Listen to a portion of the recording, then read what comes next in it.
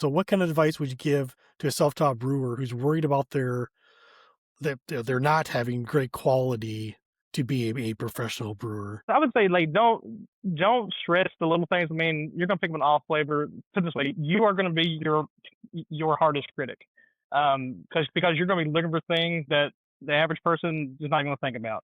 And then especially at the professional scale, unless you have some super taste tester coming in trying stuff, or you're at some competition.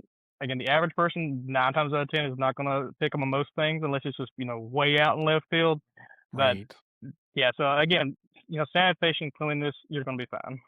Right. Yeah, and like you said earlier too, like practice, practice, practice is just one of those Hmm. things that I only have a couple beers where like I will repeat those recipes because they're fairly simple. Like one is a have a cream ale that I actually enjoy. So I make that at least 2 or 3 times a year.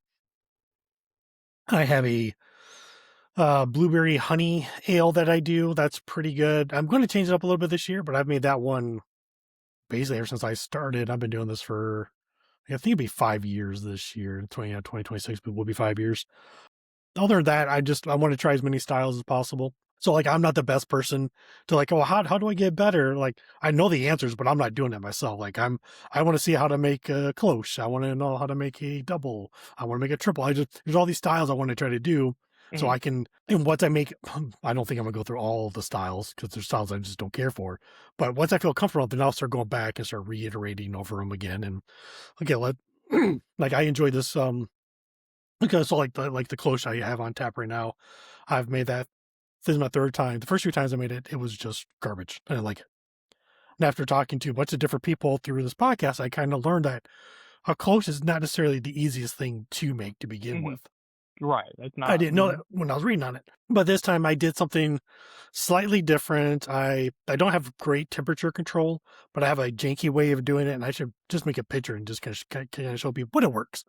But actually, I knocked it down a couple degrees. I kept mine at 61 degrees, where I usually keep it at like 60, 66, 67, somewhere around there before. So let me knock it down just a little bit because it's still ale yeast at the end of the day. Mhm. That doesn't need to be super cold. But I was just kind of curious what that would do. And actually, I think it tastes really good. Mm. Yeah. So I'll take it to a homebrew club and let those guys tear it up. But I think it tastes good. So, One thing I so want to add to that too about like people that may be concerned maybe about the brewing and whatnot.